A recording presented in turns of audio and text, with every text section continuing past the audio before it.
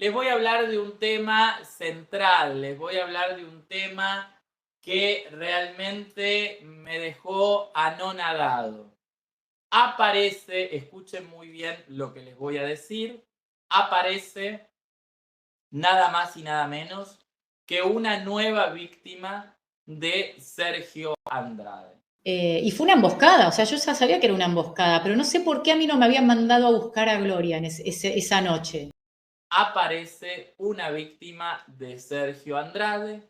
Ella fue víctima en la época que más o menos la mayoría fue víctima, porque la verdad que no sabemos qué sucedió con Sergio Andrade después de que salió de la cárcel a la fecha. Hay una serie de experiencias, ¿no? Experiencias muy fuertes y que emocionalmente lo dejan a uno desgastado. A raíz de mi salida en el año 2005, todavía pasó un buen tiempo antes de que pudiera yo estar reconciliado con la idea de hacer música. De alguna forma fueron momentos para reencontrarme con mi familia, para estar tranquilo, viajando, recuperando un mundo que había perdido.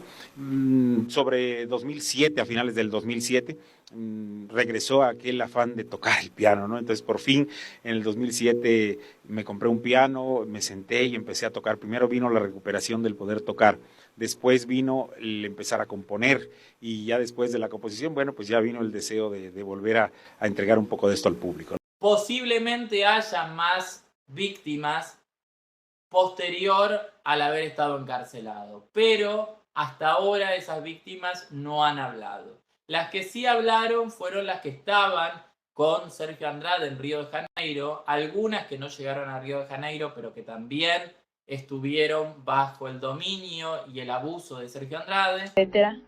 Tuvo problemas Carola, tuvo castigos en los que ella tenía que hacer mínimo 10 horas de ejercicio diario, para sí, en ese departamento. Bueno, situaciones así, ella no podía ver tampoco al niño, a veces, pero se lo llevaban a veces para que le diera de comer, no siempre, etcétera, no lo podía atender, no lo podía ver, tenía que estar haciendo ejercicio, tenía problemas, golpes, situaciones de esas, hasta que bueno, un día ya no aguantó, el 27 de septiembre del 99, Carola no soportó más, se salió por una de las ventanas, era un edificio, vivíamos como en el sexto piso, se salió por una de las ventanas y se metió a la ventana de la vecina a pedirle ayuda a la vecina, a decirle que no le daban bien de comer, que no la dejaban ver a su hijo, y obviamente pues ella al momento de hacer eso corrió el riesgo de caerse, ¿no? O sea, de matarse, pero ella ya no aguantaba más, se armó un problema, llegó incluso la policía. Sergio se salió inmediatamente corriendo del departamento, se fue a esconder a la azotea junto con Gloria.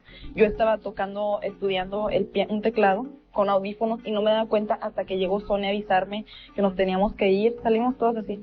Bueno, de ahí nos dejaron a Carola sola. Creo que fueron la hermana, la andaban buscando, no la encontraban y luego ya después supieron que estaba con la vecina. Algo, no sé cómo estuvo exactamente, y creo que fue la hermana, obviamente, Katia, a suavizar las cosas con la vecina. Ay, Carola, ¿qué andas haciendo esto? Cosas, o sea, obviamente, y ya no estaba ahí Sergio ni nadie, ni Mari, ni Sergio, ni Gloria. En esa ocasión nos fuimos a quedar al Hotel Astoria Copacabana, en Copacabana. Incluso, bueno, hay los registros. Yo estuve en la misma habitación que Sergio y que Gloria, y bueno, debe existir el registro aún. Posteriormente, bueno, se trajo a Carola, se quedaron también en ese hotel Carola, Carla y Katia. Y bueno, la sorpresa fue que al siguiente día se fue Marlene también. O sea, Marlene también se escapó por no sé qué situación. Bueno, Marlene fue a dar hasta la Policía Federal, tengo entendido. Obviamente ella no comentó nada de las situaciones que estamos viviendo adentro. Simplemente dijo que se le había acabado el dinero y que ya se quería regresar a México. Y Melina es argentina, va al CEA. En el CEA estaba ahí que la tomaban, que no la tomaban, y en esa situación se cruza, veo un show donde estaba Gloria Trevi y la invitan a participar como bailarina. A partir de ahí, ella queda fascinada. Y entonces se acerca una persona que era víctima de Sergio Andrade y le dice si no le gustaría que Sergio Andrade le tome una prueba. ¿Cuándo? Le dijo Melina. hoy mismo. ¿Pero cómo? ¿A qué hora? Si ya es la tardecita. A la noche. ¿Puedes? Sí, dijo Melina. Imagínense, estaba feliz. Se le empezaban a abrir las puertas. Bueno. Me prometían educación artística, capacitación de música, con posibilidad de aprender algún instrumento, clases de baile, de gimnasia y canto, obviamente. También como empezando a ser en un futuro próximo corista. O sea, como que había trabajo pronto y que iba a ser remunerada. No me habían prometido un sueldo por estar, sino la paga, digamos, era casa, comida y capacitación artística. Se va. Al otro día le avisa otra de las víctimas de Sergio Andrade que había sido elegida. Pero Melina, ¿qué dice? Yo no sé si voy a poder, porque si entro en el SEA, no voy a poder. ¡Ay, no te hagas problema! Nosotros te arreglamos todo. Además, no estás segura si ingresaste o no, te lo vamos a averiguar. No te hagas problema. Bueno, voy a ir a Argentina para avisarle a mi familia. Va a Argentina, vuelve con ya la idea de traerse todo porque dijo, de aquí soy. Como el 10 de diciembre llega de Argentina a México, ahí la recibe nada más y nada menos que una de las víctimas, Melina da el nombre. La tienen un tiempo en Ciudad de México, después la llevan a la famosa casa de Cuernavaca, que había dos, una que le decían la Casa Blanca y otra que le decían la Casa Rosa, una que supuestamente era una academia de música y la otra que era la casa.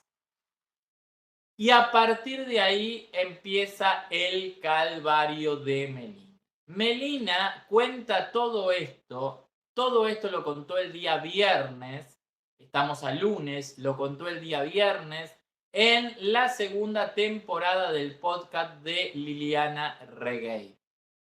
Menciona a varias de las víctimas y cuentan las cosas que ellas tenían que hacer por orden de Sergio Andrade. Pero la sorpresa fue que le dice a Liliana Regueiro, que fue la persona que la convoca, Melina nunca había querido hablar y Melina dice que se anima a hablar porque escuchó la primera temporada de Liliana Regueiro en su podcast, le dice a Liliana Regueiro que fue ella misma, Liliana Regueiro, quien la convence para que Sergio Andrade la abuse. Y te lo voy a seguir diciendo. Te pido perdón. Ay, linda, no, yo lo sé. Pero sí, lo debo de hacer y te pido perdón de corazón porque es lo que corresponde Muchas gracias. por el dolor que te puede haber causado mi acción. Te pido perdón.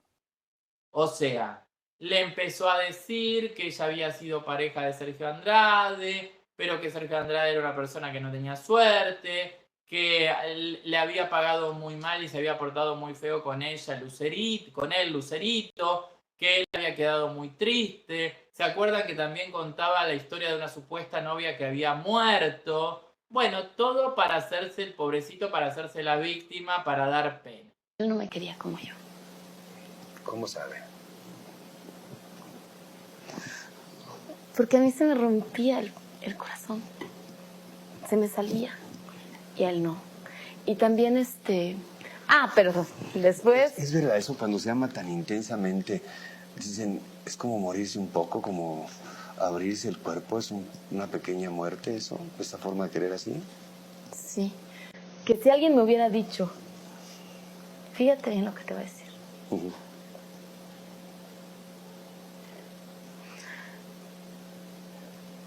Que él se iba a ir al infierno para sufrir por siempre. Y yo podía cambiar mi alma. Por la de él se la cambió. Bajo esa situación, Melina, ya instalada en Cuernavaca, ya habiendo pasado días, semanas y demás, accede a ingresar a la fatídica habitación donde por lo general, con la luz apagada o con muy poca luz, las estaba esperando el monstruo de Sergio Andrade. Cuenta Melina que en esa oportunidad Sergio Andrade no la pudo atacar sexualmente, pero pasada unas semanas vuelve a haber un intento y ahí sí Sergio Andrade comete el horror, comete el delito y la termina abusando. Bueno, y ahí en Ixtapa, en este hotel, Lili me dijo, mirá, anda a la habitación que él te espera. Y yo digo, pero, viste, decís, ay, no, bueno, le tenés que dar una prueba de, no sé si fidelidad era la palabra, si de confianza. Y ella me dijo, no te va a hacer nada, no te va a hacer nada. No se acordaba de esa situación Liliana Regueiro. Liliana Regueiro en su podcast se quiebra en 3 oportunidades, aparentemente estando muy mal, pidiéndole disculpas una y otra vez porque dice, no creí que había tenido que hacer eso. Creí que eso Sergio se lo hacía hacer a otras, de manipularlas a las nuevas para que se dejen abusar. Que yo estaba segura que no, te lo juro, estaba segura, digo, si yo nunca, o sea, nunca me tocó ese rol de tener que ir a hablarle a alguien y decirlo, yo estaba segura. Claro, aparte eso... yo le dije a Lili, de verdad que lo podemos contar, y vos me dijiste sí, automáticamente, por supuesto. Yo creo que todo quede claro como fue, no quiero tergiversar ni tapar nada. Eso también es re valiente de tu parte, Lili, porque no quiero que después digan que caíste en una contradicción, porque en la temporada pasada habías dicho, no, yo no tuve que mentirle a nadie, hacerle la cabeza a nadie, ni persuadir, y obviamente lo tenías, como yo digo, bloqueado. No creí que yo había pasado por eso, o sea, que yo había actuado así a través del pedido de Sergio, porque nos pedía tantas cosas que además, dice, bloqueamos muchas de las cosas, nos vamos acordando a medida de que vamos hablando. ¿Cuándo tú empezaste a tener relaciones con él? A los 2 meses de haber llegado. ¿Y cómo te sentías tú? Pues mal, o sea, lo hice obligadamente porque, o sea, por quedar bien con Gloria, para no defraudarlo, porque ella me decía que ella se iba a sentir muy mal, que iba a perder la oportunidad de salir en la novela en la que iban a hacer, y que él, como se sentía muy atraído hacia mí, no iba a poder trabajar conmigo. Entonces, si yo no le correspondía. Entonces me decía, inténtalo por mí, hazlo por mí. O sea, yo más que nada lo hacía por ella, o sea, por la atracción que yo sentía hacia ella, porque era mi ídolo en ese momento. Se quiebra de una manera muy triste, muy conmovedora Liliana Regueiro en 3 oportunidades a lo largo de una charla y una entrevista que dura más de 3 horas. Le pide perdón a Melina. Melina le dice, yo nunca sentí culpable, nunca te sentí que me tuvieses que pedir perdón, te lo agradezco de todas maneras, pero entendí que era el modus operandi que tenían ustedes como víctima cuando Sergio Andrade les encargaba algo, las obligaba a hacer algo, y que era como un instinto de supervivencia en ese accionar. Coinciden mucho en lo que vivieron. También le reconoce, dice que con la persona que más cercana estuvo fue con María Raquenel, y con la persona que más cercana estuvo fue con Liliana Regueiro, porque Liliana Regueiro supuestamente, por la orden de Sergio Andrade, era la que estaba, digamos, al frente de las clases de gimnasia y las clases de baile. Hay una persona que pues debe de saber muchas cosas que deberían de buscarla. Está en Argentina y se llama Liliana Regueiro. Ella sí debe de saber muchas cosas. Melina ingresa con 18 años en 1996 y logra escapar de esa situación espantosa en 1997 a los 19 años. Cuenta en una parte que como le habían quitado los teléfonos que su madre le había dado y la madre y el marido no se podían comunicar, un día se aparecieron en Cuernavaca a buscarla, que se armó un problema tremendo, que Sergio Andrade no dio la cara, y que ella logró convencer a la madre y al marido de la madre de que estaba todo bien, de que no la maltrataban, de que le daban de comer, cuando pasaba todo lo contrario. Todo lo contrario. Dice que le quitaron hasta el reloj con el tiempo, para que ella no tuviera noción ni siquiera de la hora ni del día. Bueno, y empieza, ¿cómo puede ser que le dieron 2 teléfonos celulares y nunca atienden? Y Mari diciendo, bueno, es que no sé, que habrá cambiado la ley. No, le dice, no puede ser. Y me acuerdo que Ricardo le decía, Mari, Boquitas, te estoy hablando, contestame, ¿dónde está Andrade? No está acá, no está en la ciudad. ¿Dónde está ese tipo? Que venga, que dé la cara. Que vivió en una casa de Ixtapa, que vivió en Cuernavaca, que estuvo también aquí en Ciudad de México, aparentemente pasó unos días en la casa de la madre de Sergio Andrade, que vivió el horror, que el horror lo vivieron todas, pero que, como yo les dije desde el comienzo, tenían también que actuar por momentos como si fuesen victimarias, aún siendo víctimas. ¿Por qué? Por la orden de Sergio Andrade, por el miedo que le tenían a Sergio Andrade. Sergio Andrade no podría haber hecho todo lo que hizo si él no hubiese tenido ayuda. El hecho de que haya tenido ayuda no significa de gente maliciosa, malintencionada, malosa, que disfrutaba de que Sergio Andrade hiciera todo lo que hacía. Estamos hablando de víctimas que eran golpeadas, que eran violadas, que eran abusadas, que eran denigradas como mujer, como niñas, como adolescentes, como seres humanos, y que por momentos tenían que actuar como si fuesen victimarias. ¿Por qué? Por las órdenes que le daba Sergio Andrade. ¿Está? Para que quede claro. Ninguna escapó a eso. Si alguna dice yo no hice nada de lo que me dijo Sergio Andrade, miente. Todas hacían lo que decía Sergio Andrade, sea lo que sea. Lo que Sergio Andrade les ordenaba, ellas, por miedo, por instinto de supervivencia, por lo que sea, lo tenían que hacer y lo terminaban haciendo. Lo más doloroso, pues todo el maltrato que se me dio, ¿no? Ver también cómo maltrataba a otras personas, a otras niñas delante de mí, que me hizo hacer.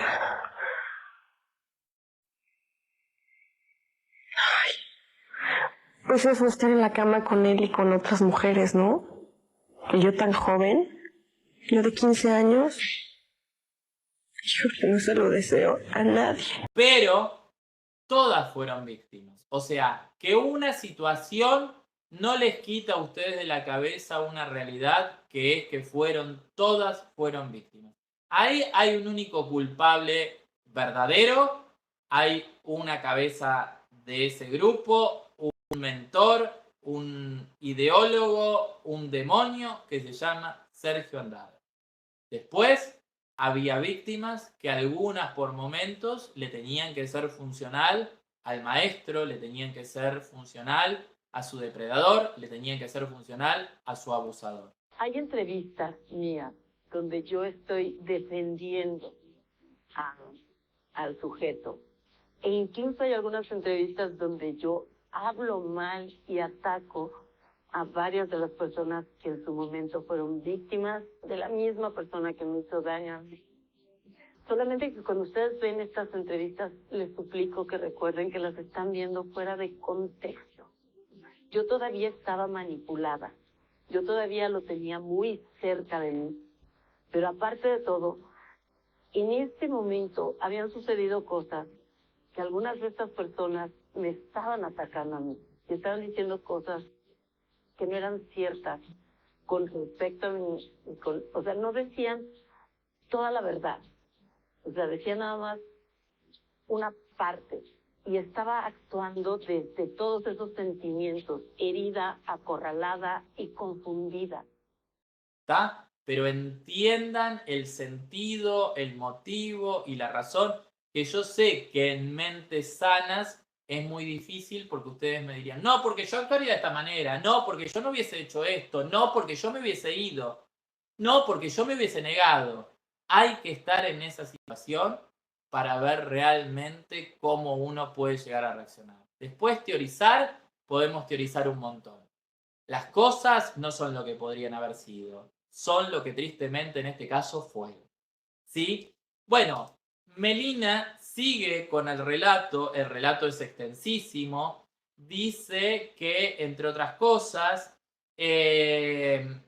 tuvo que vivir en Iztapa, en una casa, creo que Iztapa, por lo que dijo, es zona de mar, puede ser que haya mar o algo por el estilo. Dice también que estuvo en un hotel que ella calcula que pudo haber sido en Acapulco, pero que le decía a María Raquenel por qué no iban a la alberca, y María Raquenel le decía que no, que se podía pedir lo que quisiera para comer, pero adentro de la habitación y que no podían salir. Vuelvo a repetir, menciona a una de las hermanas de la Cuesta, menciona a Holguín, menciona a Gloria Trevi, menciona a Lucerito, a pesar de que Lucerito no estaba ahí en el grupo, pero se dice que Lucerito también fue una de las víctimas de Sergio Andrade. Menciona a varias de las integrantes de ese grupo de adolescentes que lo único que querían era ser famosas. O sea, el único pecado que cometieron era ser famosas. Y me parece que el hecho de que uno quiera ser famoso no significa que uno tenga que pasar por todas esas aberraciones y por esas situaciones espantosas. Definitivamente las personas piensan que yo fui culpable de ciertas cosas, pero en realidad fui culpable de otras. Lo que sí quiero por favor, que se entienda una idea súper importante. La historia de María Raquenel parte de cuando ella tiene 14 años. Yo entro a una relación con una persona que me manipula, pero que además, en este sentirse todo o querer ser todo para mí y formar a una persona perfecta para él, aplica te equivocas, tú tienes la culpa y te castigo porque fuiste culpable. La culpa, la palabra culpabilidad, nació en mi cabeza desde muy joven, desde que estuve en la escuela de monjas. Si tienes la culpa y pues te pegan, tienes la culpa y Dios te castiga porque no te portas bien. Y entonces, desafortunadamente, cuando yo salgo de prisión, esta culpabilidad que Sergio Andrade me metió en la cabeza y que a su favor se encargó de que yo me sintiera siempre así para poder soportar los castigos y todo lo que aguanté, al yo salir de la cárcel, ahí me dicen, inocente, ok. Pero en mi mente, yo seguía escuchando esa palabra que toda mi vida había escuchado. No tenía la mentalidad ni la valentía que hoy tengo como para hacer diferencia.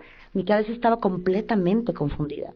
No, porque he escuchado tristemente, y sobre todo a mujeres, que han dicho, ay, bueno, hacían cualquier cosa porque querían ser famosas. Qué poca sororidad, qué poca sororidad, la verdad, de poner en esa situación a niñas, adolescentes, menores de edad.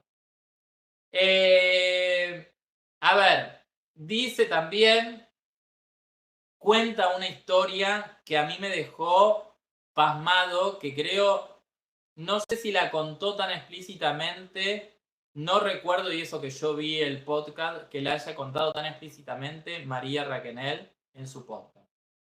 Cuentan que en un momento dado María Raquenel estaba cocinando y que para prender el fuego usa alcohol, que ella tenía una blusa de una tela muy artificial y que se prende fuego. Bueno, y entra Mari con una camisa, que yo ya se la había visto a otras chicas puesta, que era una camisa como de brillante, no era seda, pero símil seda, algo así. Sí, como de poliéster, era de poliéster, por eso se le pegó.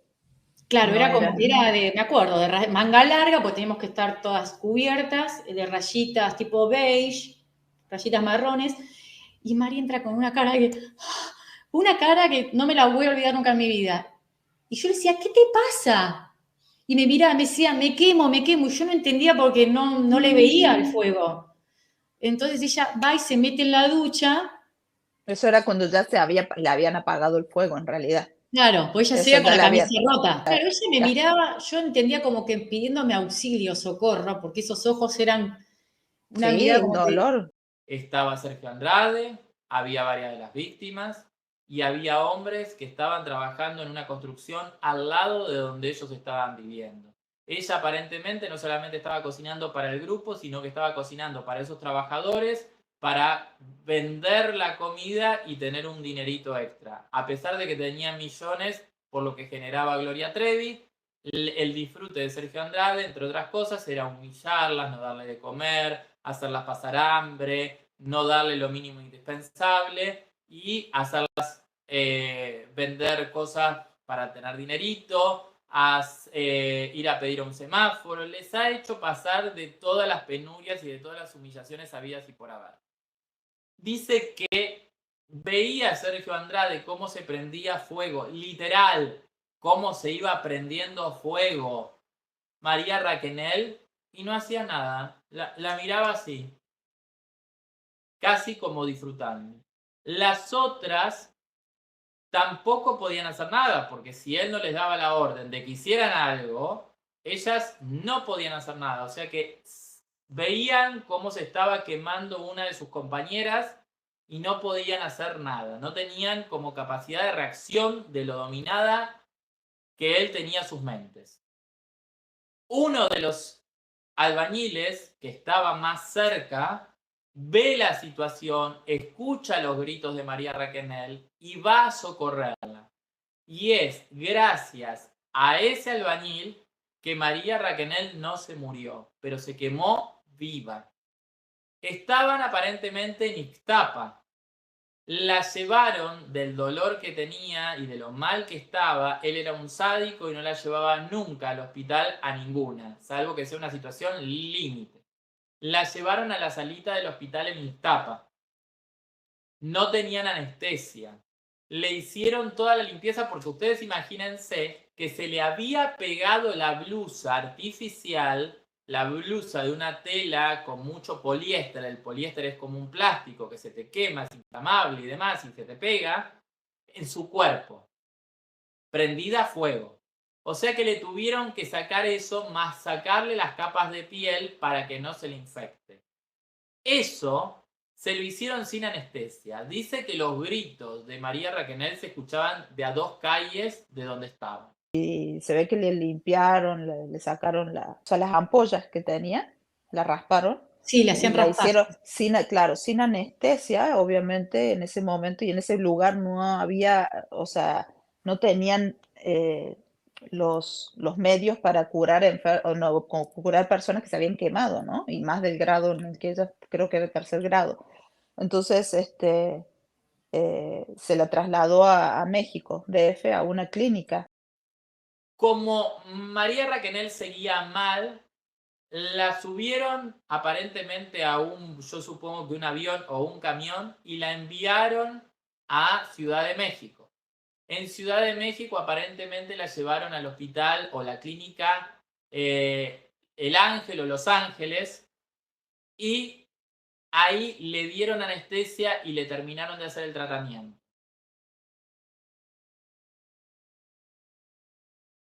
Era así una clínica, se veía lujosa porque teníamos una habitación donde nosotras podíamos dormir ahí porque nos quedábamos con Katia ahí. Dicen que fue tanto lo que sufrió María Raquenel de lo que se quemó y de lo que vivió, que ya toda anestesiada, dormida, pegaba unos gritos tremendos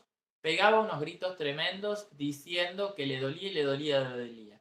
Las chicas que pudieron acompañarla le decían al médico y a las enfermeras, por favor, dele más anestesia porque está sintiendo un dolor tremendo. Y el médico le decía, no está sintiendo ningún dolor porque la anestesiamos toda y no le podemos poner más anestesia de la que ya le pusimos. Sí, recuerdo que fue terrible para ella también porque estaba anestesiada y nosotras la veíamos llorar y gritar del dolor mientras dormía y le llamábamos al médico y le decíamos, por favor, haga algo, póngale más anestesia, dele un calmante, algo. Y nos decía, no puede tener dolor. Nos decía, es que ella no puede tener dolor porque está totalmente anestesiada. O sea, eso es trauma. O sea, lo que ella sufrió cuando se quema y cuando la raspan en el otro hospital, ¿no? Del pueblo, en carne viva, que la dejan en carne viva, o sea, porque realmente te tienen que limpiar todo. Eso se ve que le provocó un trauma a ella y por eso es como que ella recordaba ese dolor que en realidad no lo podía estar sintiendo en ese momento, ¿me entiendes? Porque estaba totalmente anestesiada. O sea, le había quedado grabado en el inconsciente el sufrimiento que había padecido en la quemadura viva, más en la curación y en la limpieza que le tuvieron que hacer en Iztapa sin anestesia, a carne viva y a resistir el dolor. Dicen que fue algo tremendo, tremendo, tremendo, tremendo, tremendo lo que vivían todas. Que ella vivió cosas también, pero indescriptibles, pero su cruz duró un año. En cambio, la de las otras chicas duraron muchos años. O sea que el sufrimiento, imagínense, multiplicado a través de los días, las semanas, los meses y los años. Es muy triste lo que cuenta Melina. Lo cuenta con una integridad impresionante.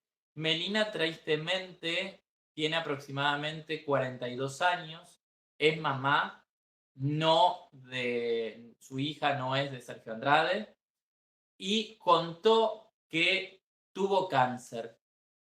Y Melina, de alguna manera, piensa o siente que ese cáncer que tuvo puede ser fruto de todo ese dolor, de toda esa tristeza, de todo ese abuso, de toda esa violación que sufrió a manos de Sergio Andrade. Pues como que, ay, sí, qué bueno, estudié, me recibí, trabajé en la tele, cumplí mi sueño de ser egresada de Televisa, pero por otro lado me enfermé y estoy acá, me curé. Porque según los médicos dicen que de grandes amarguras, de grandes disgustos, de grandes tristezas, de grandes depresiones, se te puede declarar una enfermedad. Y muchas veces esa enfermedad se llama cáncer.